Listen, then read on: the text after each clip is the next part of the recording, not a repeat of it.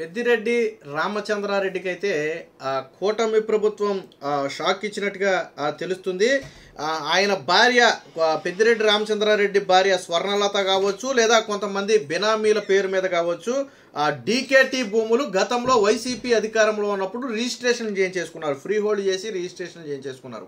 So ఇప్పుడు అన్నమయ్య జిల్లా collector ఆ రిజిస్ట్రేషన్లు మొత్తం కూడా రద్దు చేస్తూ తిరిగి ప్రభుత్వ భూమి అయితే అవసరమైతే స్వాధీనం చేసుకోవడానికి కూడా ఆదేశాలు అయితే ఇచ్చినట్టుగా తెలుస్తుంది. ఇది ఎక్కడితో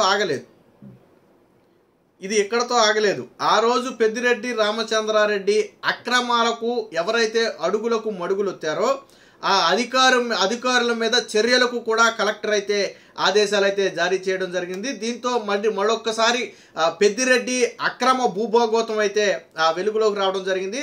అయితే పెద్దిరెడ్డి కూడా డైరెక్ట్గా అవినీతికి పాల్పడకుండా, తన చేతికి మట్టి అంటకుండా, ప్రభుత్వాలు మారిన ఇబ్బంది లేకుండా అంతా పక్కాగే ప్లాన్ చేశాడు. కానీ కాకపోతే దరిద్రం వెంటాడేటప్పుడు చేసేది ఏముంటుంది, అందుకని అన్నిట్లో కూడా అడ్డంగా దొరికిపోయాడు. వాస్తవానికి పెద్దిరెడ్డి ఎవరి దగ్గర కూడా డైరెక్ట్గా భూమి కొనేవాడు కాదు. అది వేరొకళ్ళ పేరు మీదో లేకపోతే ఇంకొకళ్ళ పేరు మీదకో ముందు రిజిస్ట్రేషన్ అయిపోయిన తర్వాత వాళ్ళ నుంచి వీళ్ళ పేరు మీదకి ట్రాన్స్ఫర్ చేసుకునేవారు. మీకు ఎక్కడ ఒక టెంపుల్ దగ్గర ల్యాండ్ని కూడా, అటవీ ల్యాండ్ని కూడా కబ్జా చేయడం కోసం ఏం చేశారు, ఫస్ట్ ఒకళ్ళ పేరు మీద దాన్ని ప్రభుత్వ భూమిని వేరొకళ్ళ పేరు మీద రిజిస్ట్రేషన్ చేయించేశారు. ఆ రిజిస్ట్రేషన్ చేసిన తర్వాత ఆ వ్యక్తి నుంచి వీళ్ళు కొన్నట్టుగా రిజిస్ట్రేషన్ చేయించుకున్నారు. అంటే ప్రభుత్వ భూమిని డైరెక్ట్గా వీళ్ళు కబ్జా చేసినట్టు కాదు, ఎవరో వ్యక్తి రికార్డులు కబ్జా చేయించుకున్నాడు, ఆ నుంచి మేము కొనుక్కున్నాం. అంటే డైరెక్ట్గా వీళ్ళకి ఎప్పుడు దెబ్బ తగలకుండా చేసింది. కానీ వాస్తవానికి ఏంటంటే ఇవన్నీ కావాలని చేసినాయి. పెద్దిరెడ్డి రామచంద్రారెడ్డి ప్రీప్లానుడిగా డైరెక్ట్గా ప్రభుత్వ భూమిని తీసుకోకుండా దాన్ని వేరొకళ్ళ పేరు మీదకి మార్చేసి అక్కడి నుంచి ఈయన తీసుకునేవాడు, లేదా ఈయన భార్య పేరు మీద తీసుకునేవాడు. సో ఇవన్నీ ఒక్కొక్కటి తీగలాగితే డొంక కదిలినట్టుగా మొత్తం ఒక్కొక్కటి బయటికి రావడం మొదలుపెట్టాయి. వాస్తవానికి పెద్దిరెడ్డి రామచంద్రారెడ్డి అటవీ భూమిని కూడా ఆక్రమించాడని చెప్పి మొన్న ఇచ్చినటువంటి నివేదికలో తేలింది. పవన్ కళ్యాణ్ ఇచ్చినటువంటి ఇన్స్ట్రక్షన్ ప్రకారం ఆదేశాలు ఇస్తే పెద్దిరెడ్డి రామచంద్రారెడ్డి అటవీ భూమిని ఆక్రమించాడు. అది అతనికి వాస్తవానికి ఉన్నట్టు అటవీ భూమికి ఆనుకుని పెద్దిరెడ్డి రామచంద్రారెడ్డి కొంత భూమి అన్నమాట వాస్తవం. ఆనుకుని ఉంది అటవీకి కాబట్టి కొంచెం అడవి మొత్తం నరుక్కుంటూ వెళ్ళిపోయాడు. పైగా అక్కడ పెద్ద బిల్డింగ్ కూడా కట్టాడు. బిల్డింగ్ ఎందుకు కట్టావయ్యా అంటే అక్కడ ఉండే పనుల కోసం కట్టానని చెప్పాడు.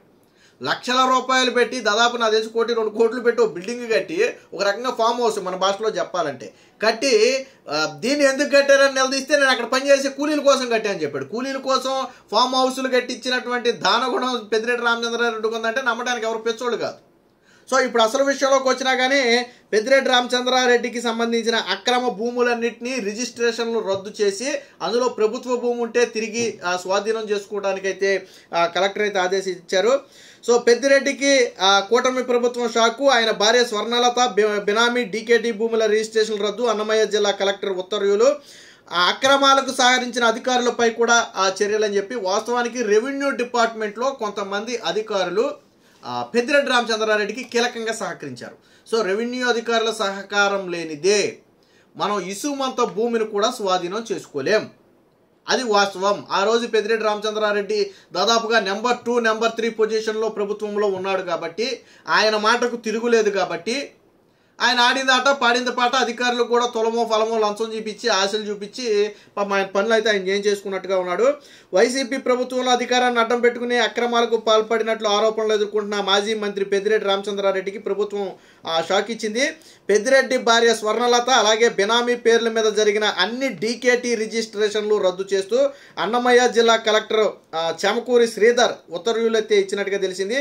దీంతో పాటు అక్రమాలకు సహకరించిన అధికారులపై కూడా చర్యలకు ఆదేశించినట్టుగా తెలుస్తుంది. ఇక అసలు విషయంలోకి వెళ్తే మదనపల్లె మండలం వలసపల్లి సర్వే నెంబర్ 558లో మొత్తం 48 ఎకరాల భూమి రెవెన్యూ రికార్డులో ఉంది. కాకపోతే అది గాయాబు భూములుగా నమోదై ఉంది. దాన్ని 91లో సబ్ డివిజన్ చేశారు. అలాగే 558/11లో మొత్తం 4 ఎకరాల 90 సెంట్ల ఒక అసైన్మెంట్ భూమిని గురుమూర్తి అనే ఒక వ్యక్తికి ప్రభుత్వం కేటాయించింది. వాస్తవానికి గురుమూర్తి అనే వ్యక్తికి ప్రభుత్వం గతంలో ఇచ్చింది. అది ఎప్పుడు గతంలో ఇచ్చింది. సో ఇతను 2020లో చనిపోయాడు. వాస్తవానికి అతను చనిపోతే ఏమవ్వాలి, అది అతని వారసులకో భార్యకో చెందాలి కదా. ఇక్కడ చూడండి, కొడుకు సాఫ్ట్వేర్ ఇంజనీర్గా పక్క రాష్ట్రంలో ఉంటున్నారు. ఆ భార్య, కొడుకు, కూతుళ్ళు అందరూ ఉన్నారు. వాళ్ళందరూ కూడా ఇప్పుడు ఎవడూ లేరు. అయితే ఈ వెంకటరమణ సోదరుడు ఏం చేశాడంటే తప్పుడు పత్రాలతో తన కుమారుడి పేరు మీదకి ఎక్కించేసుకున్నాడు. అంటే గురుమూర్తి కుటుంబానికి చెందాల్సిన భూమిని వెంకటరమణ తన కుటుంబానికి చెందిన భూమిగా మార్చేసుకుని తర్వాత దాన్ని ఏం చేశాడు, పెద్దిరెడ్డి రామచంద్రారెడ్డి భార్య స్వర్ణలతకి విక్రయించేశాడు. అంటే వాస్తవానికి అది పెద్దిరెడ్డి రామచంద్రారెడ్డిది కాదు, అమ్మిన వెంకటరమణది కూడా కాదు, గురుమూర్తి అనే ఒక వ్యక్తిది. అది ఆ వ్యక్తి, అతను భార్య ఉన్నారు, కొడుకున్నాడు, కూతుళ్ళు ఉన్నారు. సో వారికి చెందాల్సినటువంటి భూమి వాళ్ళు ఇక్కడ ఉండటం లేదు కాబట్టి దాన్ని అదునుగా చూసుకుని ఇది పెద్దిరెడ్డి రామచంద్రారెడ్డి తెర వెనకాడిచ్చిన నాటకం. ఫస్ట్ ఏం చేశారు, అతను సోదరుడే, గురుమూర్తి సోదరుడే, తమ్ముడే అయినటువంటి వెంకటరమణ పేరు మీదకి ఫస్ట్ మార్చేసి, వెంకటరమణ పేరు మీద ఆయన కుటుంబ సభ్యుల పేరు మీదకో దాన్ని దొంగ తప్పుడు పత్రాలతో మార్చేసిన తర్వాత ఏం చేశారు, దాన్ని పెద్దిరెడ్డి భార్యకి అమ్మినట్టుగా చూపించారు. చూడండి ఎంత పెద్ద మాస్టర్ ప్లాను. సో తర్వాత ఏమయ్యాడు, గురుమూర్తి కొడుకు ఏం చేశాడు, తర్వాత ఈ విషయం తెలిసి కోర్టులో కూడా పిటిషన్ వేశాడు. అప్పట్లో గురుమూర్తి కొడుకుని మేము దీనిలో ఇన్వాల్వ్ అయితే చంపేస్తామని బెదిరించారు. సో అప్పట్లో ఇది రకరకాల న్యూస్లు కూడా వచ్చింది అనుకోండి. తర్వాత ఆ కొడుకు కోర్టులో వేయటం జరిగింది. ఆ కోర్టు ఉత్తర్వులు కూడా, అంటే ఇతని భూమి పూర్తిగా వాస్తవంగా మేము తన వారసులం, మాకు కాకుండా ఈ భూమిని ఈ విధంగా దొంగతనంగా చేయించుకున్నారని చెప్పి చెప్పడం జరిగింది. దీని మీద కలెక్టర్ విచారణ చేసిన తర్వాత ఇప్పుడు ఈ రిజిస్ట్రేషన్ ఏదైతే ఉందో ఈ రిజిస్ట్రేషన్ మొత్తానికి కూడా రద్దు చేయమని చెప్పడం జరిగింది. ఇదొక్కటే కాదు, సర్వే నెంబర్ 546లో కూడా దాదాపుగా ఒక 3.5 ఎకరాల భూమిని చట్టవిరుద్ధంగా అమ్మేసినట్టుగా వీళ్ళ వెరిఫికేషన్లో తేలింది. అది కూడా పెద్దిరెడ్డి బినామీ అనుచరులకే అమ్మినట్టుగా తెలిసింది. దాంతో ఏం చేశారు, ఇప్పుడు ఆ 3.5 ఎకరాలకు సంబంధించిన రిజిస్ట్రేషన్ రద్దు చేయడంతో పాటు మరొక 3.5 ఎకరాల భూమిని వేరొక మనీష్ కుమార్ రెడ్డి పేరు మీద పీలేరు సబ్ రిజిస్టర్ కార్యాలయంలోని సీనియర్ అసిస్టెంట్ అయినటువంటి పోతలపట్టు రాజు అనే వ్యక్తి అక్రమంగా రిజిస్ట్రేషన్ చేశాడు. వాస్తవానికి అది ఆ వ్యక్తి భూమి కాదు, అక్రమంగా తప్పుడు పత్రాలలో రిజిస్ట్రేషన్ చేశాడు. సో తిరిగి ఇప్పుడు ఈ భూమి మొత్తాన్ని కూడా ప్రభుత్వం స్వాధీనం చేసుకోవడంతో పాటు ఎవరైతే ఈ సీనియర్ అసిస్టెంట్ ఉన్నాడో పోతలపట్టు రాజు, ఈ రాజు మీద చర్యలకు కూడా ఆ కలెక్టర్ అయితే ఆదేశాలు ఇవ్వడం జరిగింది. అలాగే స్టాంప్స్ అండ్ రిజిస్ట్రేషన్ శాఖకు కూడా ఎక్కడెక్కడ వైసీపీ హయాంలో ఈ పెద్దిరెడ్డికి సంబంధించి, పెద్దిరెడ్డి బినామీలకు సంబంధించి రిజిస్ట్రేషన్లు జరిగాయో ఆ రిజిస్ట్రేషన్ల నెంబర్లన్నింటినీ కూడా సంబంధిత శాఖకు పంపి వీటి మొత్తాన్ని కూడా హోల్డ్లో పెట్టాలి. క్రయ విక్రయాలు జరగకుండా వీటి మొత్తాన్ని ఒక రకంగా మనం స్టార్ అంటాం కదా, సో అలా స్టార్ మార్కులో పెట్టాలని చెప్పి కలెక్టర్ అయితే, అన్నమయ్య జిల్లా కలెక్టర్ అయితే ఉత్తర్వులు ఇవ్వడం జరిగింది. సో ఫ్రీ హోల్డ్ భూములు కూడా, అంటే ఎస్సీ ఎస్టీలకు చెందినటువంటి 15 ఏళ్ళు 20 ఏళ్ళు దాటిన భూములను కొనుక్కోవచ్చు, అమ్ముకోవచ్చు అని చెప్పి గతంలో జగన్మోహన్ రెడ్డి హయాంలో ఒక చట్టం తీసుకొచ్చాడు.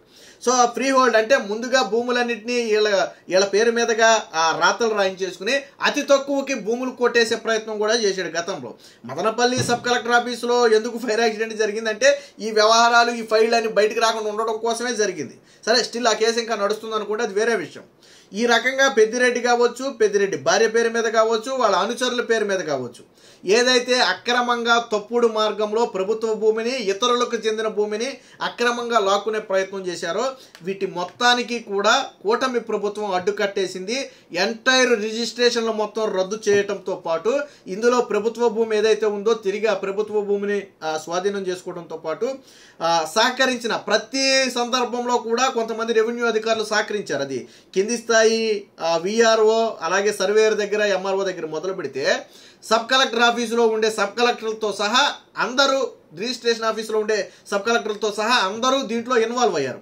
సో ఎవరెవరు ఇన్వాల్వ్ అయ్యారో వారందరినీ కలెక్టర్ చర్యలు తీసుకోగలిగిన మేరకు కలెక్టర్ తీసుకున్నాడు. లేదు కలెక్టర్ స్థాయి కాకపోతే దాన్ని ప్రభుత్వానికి సిఫారసు చేసి పలానా వ్యక్తులు పలానా అక్రమాల్లో ఇన్వాల్వ్ అయ్యారు, వీళ్ళ మీద చర్యలు తీసుకోవాలని చెప్పి ప్రభుత్వానికి లేఖ కూడా రాయడం జరిగింది. సో ఈ విధంగా మొత్తంగా పెద్దిరెడ్డి కావచ్చు, పెద్దిరెడ్డి భార్య పేరు మీద కావచ్చు నమోదైనటువంటి అక్రమ భూములు మొత్తాన్ని కూడా ఈరోజు కూటమి ప్రభుత్వం తిరిగి స్వాధీనం చేసుకుంది.